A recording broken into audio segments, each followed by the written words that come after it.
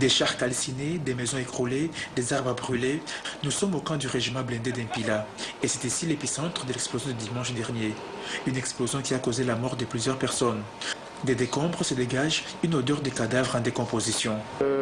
Il y a une odeur de pourriture qui se reprend déjà dans la nature, là, due à la putréfaction de certains corps qui sont encore coincés sous les décombres. Ces militaires viennent de découvrir un corps non loin de sa barrière. Ils nous interpellent. Les images sont fortes et ne peuvent vous être montrées. Cet autre militaire nous rassure qu'il y a 2 corps sous les décombres dans cette maison-là.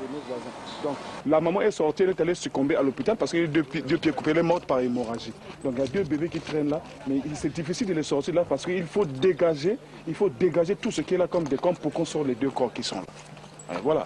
Donc la Croix-Rouge a un grand travail à faire parce qu'il faudrait qu'il passe. Et puis normalement, il faut des engins. Il faut des engins pour qu'on puisse sortir ces corps. Le camp du régiment blindé avait en son sein plusieurs stagiaires. Et ce dimanche-là, la plupart étaient restés dans leur caserne lorsque l'explosion a eu lieu. Non, les stagiaires, c'est de l'autre côté. Ici aussi, et certains étaient partis faire un peu le sport le matin. Certains étaient restés là. Et puis, quand il y a eu le deuxième coup de canon, et puis la maison s'est effondrée, l'étage. Bon, il y a encore les corps sous les décombres là-bas. Mais c'est difficile à voir. Mais vous sentez par l'odeur. C'est ça. Voilà.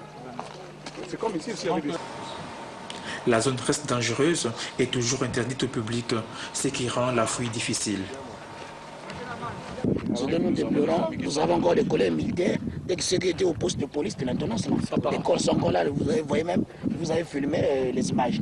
Donc qu'ils nous envoient le matériel pour qu'on le fasse aussi, ils ne veulent pas qu'ils nous dépêchent des véhicules, nous-mêmes on va le faire. Parce que nous sommes là pour ça. On ne peut pas aller soulever les pierres là, tant qu'il n'y a pas de véhicules pour amener ces corps. Comme vous pouvez le constater sur les images derrière moi, le quartier est totalement rasé. Nous y avons eu accès aujourd'hui d'une manière exclusive. On ne peut pas accepter pour que les civils, même nous les journalistes, d'entrer ici. Mais grâce à ces militaires qu'on a trouvés ici, qui ont été coopératifs, ils nous ont permis de voir. Le désastre est grand, la désolation est grande aussi. Vraiment, il faudrait beaucoup d'années pour reconstruire cet endroit. Depuis ces lieux du sinistre, au camp Pila, régiment blindé, Kati Kataï, Vox Africa TV.